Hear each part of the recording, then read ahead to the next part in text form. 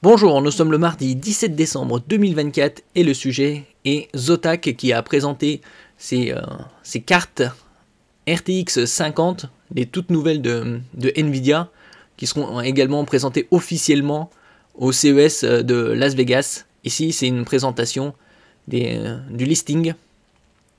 5090, 5090D seulement pour destiné pour le marché chinois, 5080, 5070 Ti et 5070, ainsi que les différentes quantités de VRAM. Selon les captures d'écran partagées par nos confrères de chez Videocards, Zotac avait listé plusieurs modèles de la gamme RTX 50 dans un menu déroulant sur son site. Ces modèles incluaient celles qu'on a citées précédemment.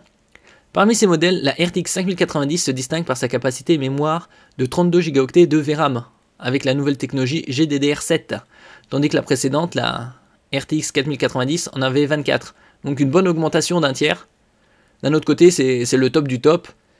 Et son prix sera probablement d'au moins 2000 €. Donc disponible sur le marché aux alentours de 2007, voire 3000. N'oubliez pas de vous abonner pour plus de news sur le monde de la high-tech ainsi que les bons plans également sur mon Twitter et en description sous toutes mes vidéos. Les caractéristiques dévoilées, en plus de l'augmentation de la mémoire pour la RTX 5090, la RTX 5070 Ti bénéficiera d'une amélioration de sa VRAM passant de 12 Go pour la RTX 4070 à 16. Ça, je trouve que c'est bien trop faible, surtout qu'on peut voir des RTX 4060 Ti avec 16 Go de RAM, alors qu'elle est bien moins puissante que la 4070 Ti. Il devrait la passer au moins à 24. En revanche, les autres cartes listées ne semblent pas subir de changements significatifs en termes de capacité mémoire. Les modèles RTX 60 et RTX 60 Ti n'étaient pas mentionnés sur le site. Cela pourrait indiquer un lancement différé de ces références probablement prévues pour février ou mars. Plutôt pour mars 2025, contrairement au reste de la série attendue dès le CES 2025, donc dans 2 semaines et demie. Et ici on a le listing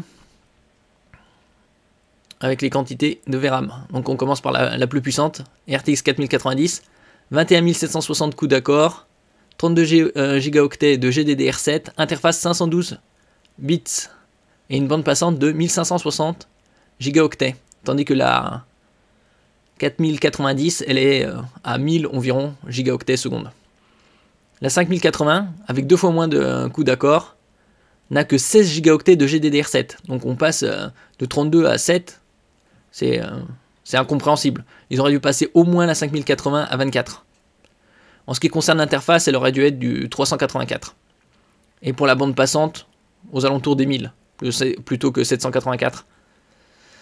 La suivante, la RTX 5070 Ti, avec 8960 coups d'accord, 16 Go de GDDR7 également. La 5070, j'aurais passé également à 24. Et l'interface 256, ça oui, pour la 5070 Ti.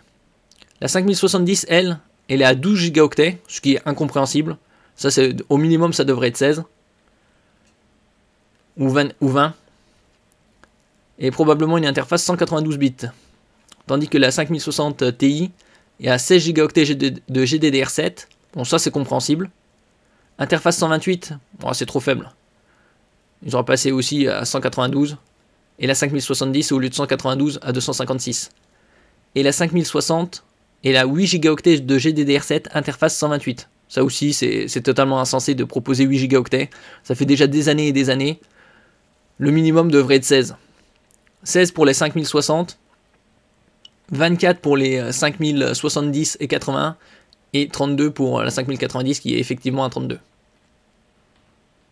Donc on aura plus d'infos dans 2 semaines et demie. Merci pour votre écoute et à la prochaine.